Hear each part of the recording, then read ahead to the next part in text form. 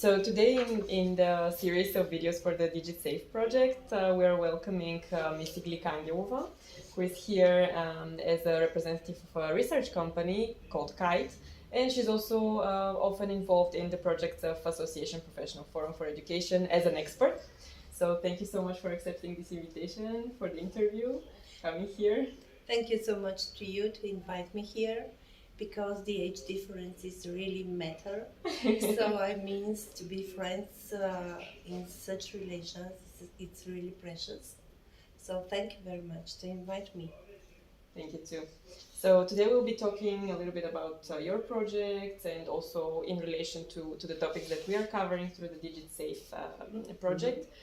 So we're focusing on issues related to young people's privacy and security online, to cyberbullying, online hate speech, addiction towards digital media. So all these problems that arise from digital media use.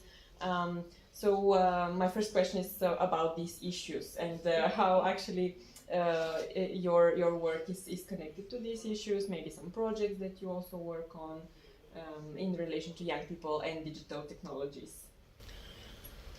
Okay, digital world actually affect our health for very early ages, and it's happened maybe started 20 years ago, but nobody mentioned that it's possible to have some such close connection between our really health. I mean, in 3 dimensions health. That means my body, that means my mind, that means also my sensation, and also emotional and social intelligence. And when we started to speak about this, and when we started as a company to run this kind of field of education and deeper understanding of, and connections, we started with very small things, actually, with focused on the numbers of students and numbers of young people who preferred to be involved in digital world either than in a real life. And we find a lot of papers, maybe from 2030 to 2015, started with a small article in Japan.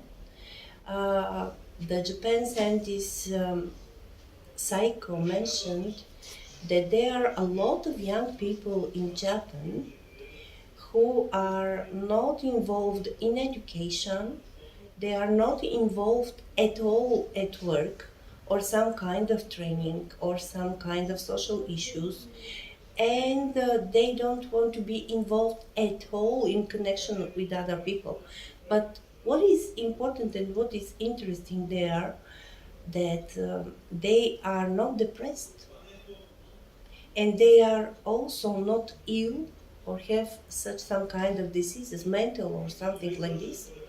No, they are absolutely in normal or high quality understanding of things and also good social skills, but they prefer to stay alone, to be closed in a room and run their life absolutely in close room, just alone with the screens, and to be connected with the world through the digital technology. And when we find this field, we started to think about the pedagogical methodology. At first, the first instinct was to help the people, to help the young people to be connected. But actually, we realized that they feel pretty nice. So they earn a lot of money. They have a high level of self-understanding, and also, let's say, they don't want to touch the world because they think they are better than the real life. So it was really strange for us, but Psycho also mentioned that they make the research through the men, through the boys, let's say, because he mentioned young people from 16 to 35. And when we asked why actually he just searched in this group and also of gender, he said that in Japanese culture, girls could, by assumption, to stay alone at home, and there is nobody can tell them uh, that's better to go to real life. So that's because they mentioned just only boys. Okay, so it's considered normal maybe for them. Yes, for them, for their culture, it's considered absolutely normal. But it sounds pretty normal for us. We are talking in Europe about gender equality. So we are running actually, we started with two projects. First of them was pro-social values. And we thought that the young people who are so close to digital technologies maybe have some problems in communication. And we tried by pedagogical frameworks to invite them to the real life. But the problem wasn't there. The problem was that they feel good and they don't want to be connected to the life which they don't like. The social connection based on careerism. Is it proper in English? So being more like oriented towards career, towards profession. But it's not a professional in a good way. Yeah. Okay. It depends on money, you know. Yeah. Okay. And they feel more independent, running their lives alone, and prefer withdrawal, especially social withdrawal, and also family withdrawal, than real connection. Of course, there was a lot of questions of this, because at first we should try and we should mention that maybe there are some diseases or deviations, or we don't know what to say about this problem. The problem was called hikikomori. It's not a geek. It's not a geek. It's not also, let's say, it's not related to the cyberbullying or addiction. No, just the person prefer to stay alone and to live this way. So you discovered it's also a case in Europe, so it's also something that happens here, not only in Japan. Yes, we started actually with this first project for our first steps, and we realized that the problem started very early age, and actually it's going to be like this because it's a kind of compensation of communication from very early age. Communication, I mean the intimate place or intimate distance between family and child. And out of the net one, our second project, which is running at the moment also, have focused especially on this, because the communication between members of the family is very important, and also it's create a worldview and understanding of the world and what is your place in. But very busy families, they have no time to raise their children with the good communication skills. And also the intimate place, like a home, have another meaning. So it's going to be like a hotel we are coming into, and there is no time to speak to each other, or it's good to have a dinner together, but actually nowadays it's very rare possible. Yeah. And this kind of communication, children rise very close to their computers and very close to the mobile phones, especially in COVID situation, you know. So the parents are working at home, so they connected with their laptops all the time. And sometimes that means, please sit for a minute, just wait for me because I should finish my work, something like this. And also, let's make a cake together, but looking on the screen like busy mommy, or father, it doesn't matter. And when somebody tries to be close to you to touch the X, you say, no, because it disturbs you very much. So this kind of stressful situation reflect the children for very early age. And they prefer to sit alone with their phones because it's going to be like their place of communication, to feel home, to be, let's say, very close to their families, manners of living and manners of contacts. And also they prefer to stay like, say, an avatar, And my friend's connection through COVID is going to be, I'm an avatar, I'm the best one, and I can be, let's say, a beauty with long blonde hair or handsome, and it doesn't matter who am I, and it's matter how I feel. Yeah. And the problem rising very fast in Europe and especially in Bulgaria, because we started this project 2 years ago, and we have just several articles about this and several measurements. But now we see, let's say, a boom of the information about this, also coming from teachers and coming from different educational fields.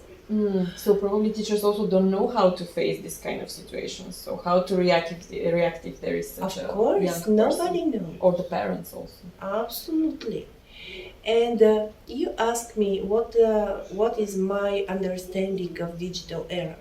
I think it's pretty good, but actually we should find our balance between to be really to live in real life, to be a human, as a connection between us, intimacy, and also the distance between us, to be attached to each other, and from another side to have a good understanding about what technology means to us. If it's going to be a compensation of something, like my mirroring, like avatar, it's not good. But if it means that I'm running my life through computer very fast, it doesn't matter where am I, that means it's pretty nice. Yeah, if it helps you in your work, in your education, great. But then if it becomes an obstacle for social contacts and real communication, then there it's is not something okay. That's something different. Yeah. And you ask me how young people become more resilient, right?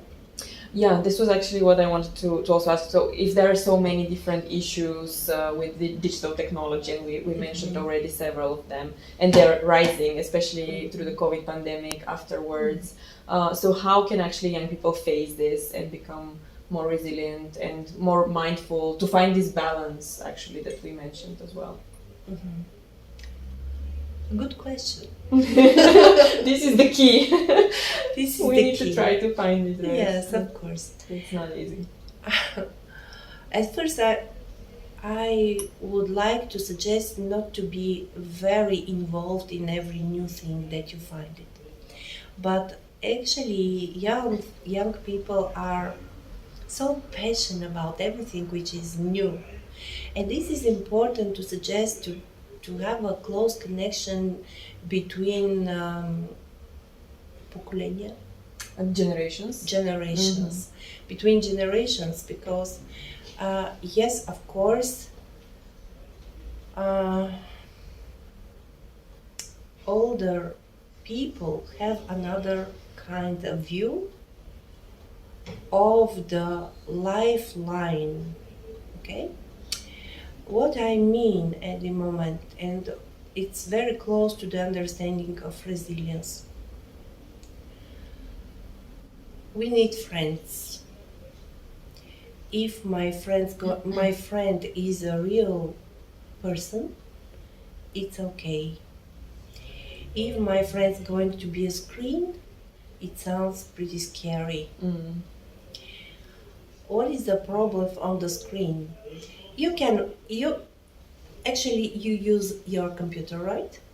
Very much. Yeah. Did you see your face like a mirror in your screen at the moment?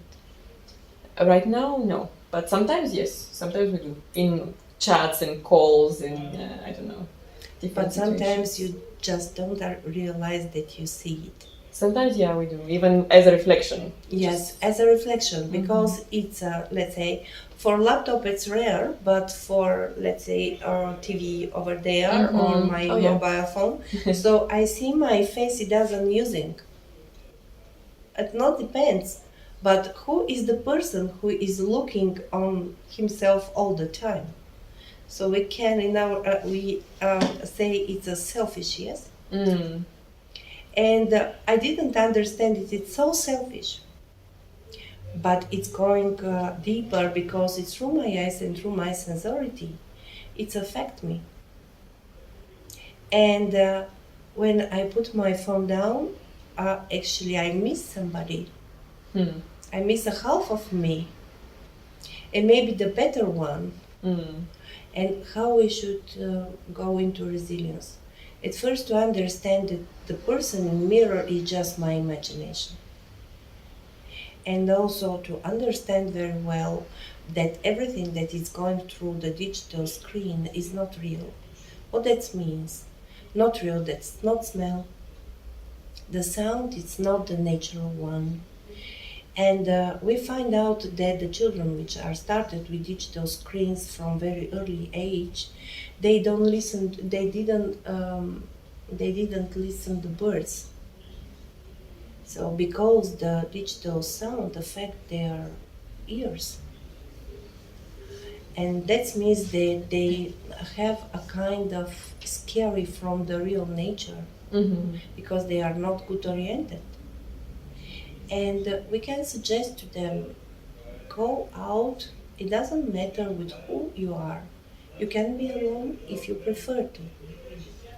But you have to touch, to smell, to have a taste of, to understand the beauty in another kind of view, in a real one. Because our sensority needs to be provoked. And about the resilience, if we are going on balanced understanding that we are part of nature, and if we are going to good understanding that we need each other to be not just only friends, to be a couple, that means to touch somebody, to attach somebody to your heart. And it also means that you prefer not your avatar, but the people who are surrounded. To really connect. To really connect with them. The virtual reality is different between people who are sitting together like you and me today. Because I share something like an older person, let's say, with you. You're listening to me, but share also your opinion. And I'm looking in your eyes, I see your gestures, and I understand you better than just looking on the screen. Yeah, if it was an online interview, you just maybe see the face in the best case scenario. If camera is on and internet is going well, working well. So yeah, of course, it's very different to see the body language. And my opinion is, let's try to find the ways to young people to realize that the digital world is just a part of our possibilities and opportunities. And this is the real challenge, and the challenge for high quality of IQ, let's say, EQ, SQ, and everybody of you as a generation have this brilliant opportunity to be connected to each other. That's not means to say no to the digital world. That means to control your understanding of life, And it also means to manage your understanding and to have you are straight to say no to things which are affect you. Mm-hmm. To be more mindful, basically, to understand what's happening out there, what's happening to you. Inside to you. Inside. Right. Right. And because we also mentioned topics like cyberbullying or online hate speech, do you think these phenomena, they affect now increasingly young people as well? So do they become more widespread, let's say, among young people? Yes, I think so. Because it's a level of communication. It also depends of the distance we prefer to have to each other. And also that means a kind of what is my goal in the life. And now when we have deficits in communication and good understanding to each other, we prefer to be concentrated of our career paths. But it also affect our moral, like human.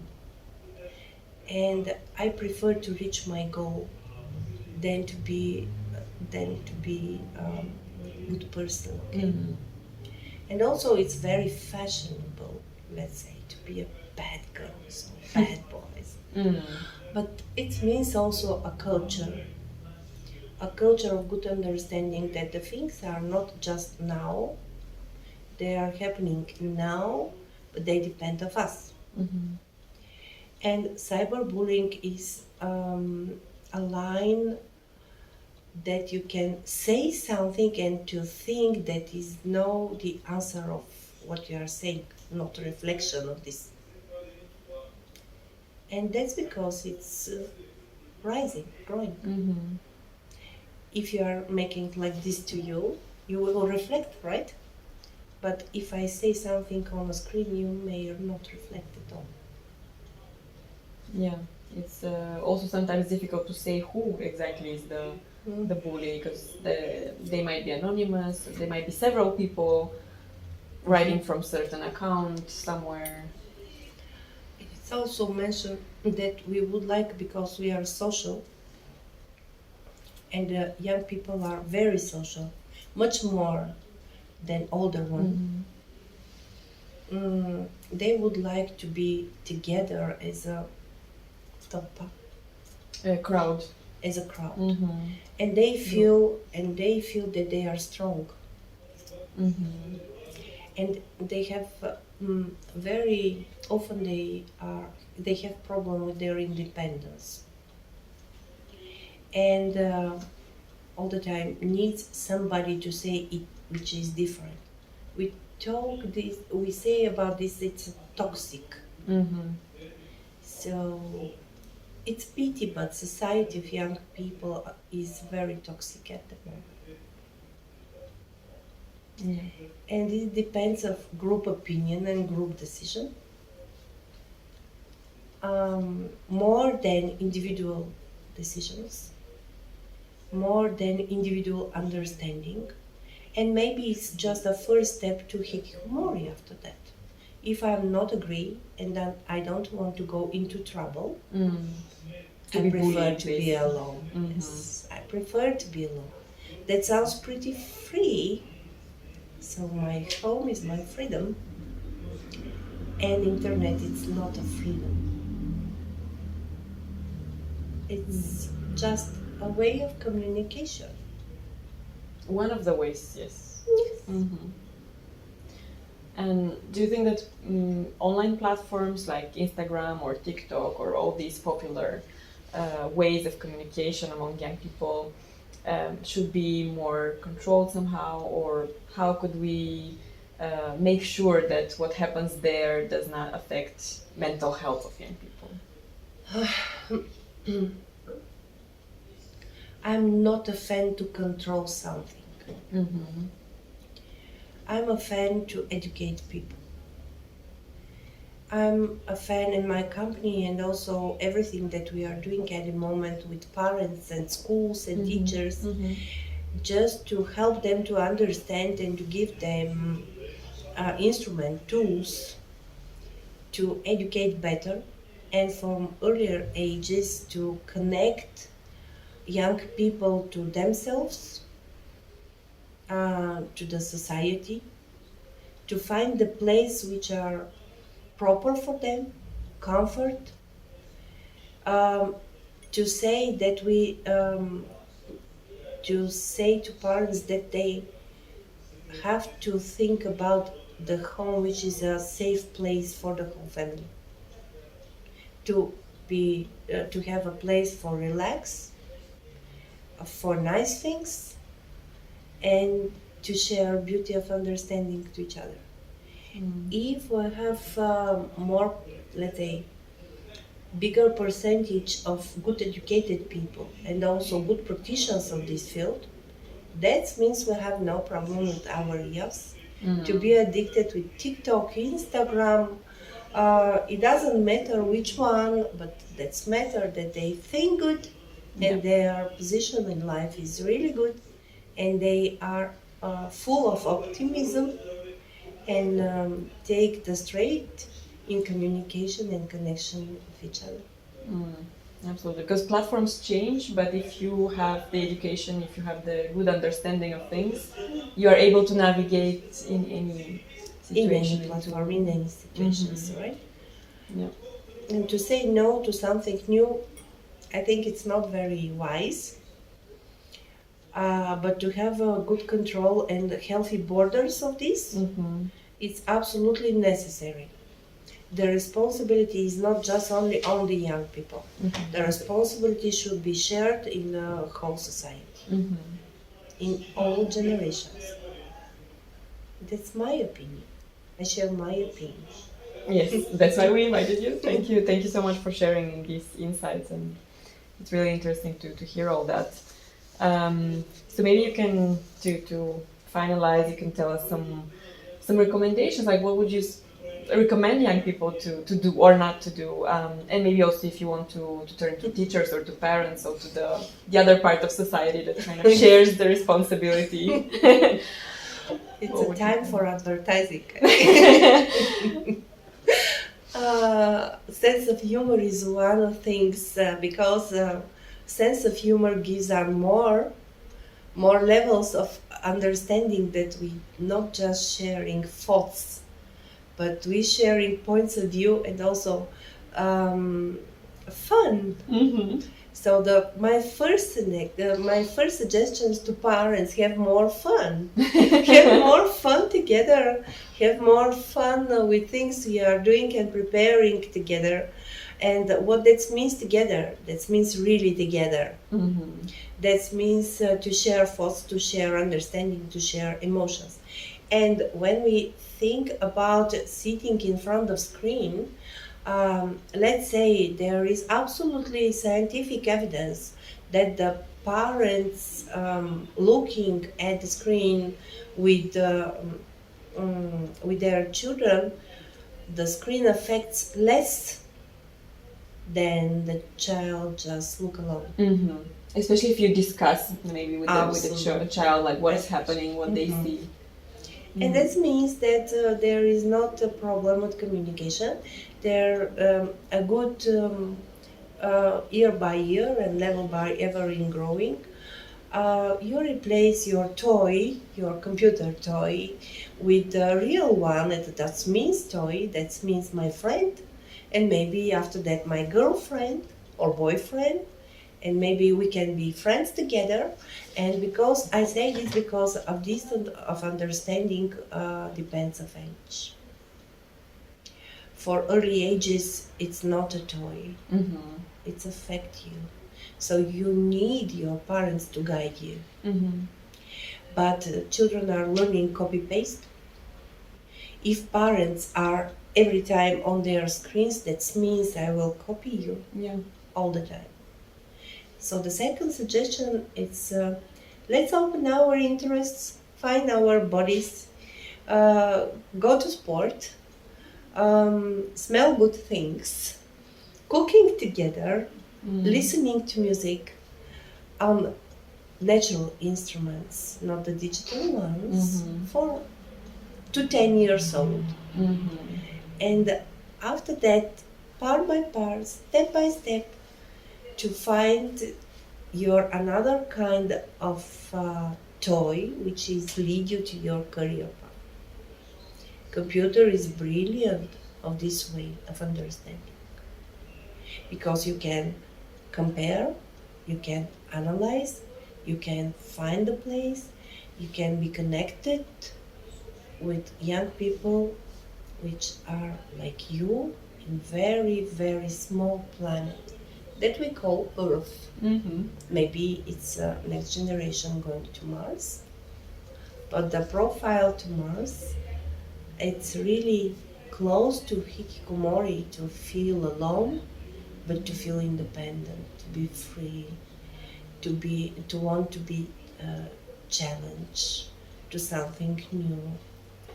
But also the problem in Mars that we don't know, can we grow children there, and who will grow them?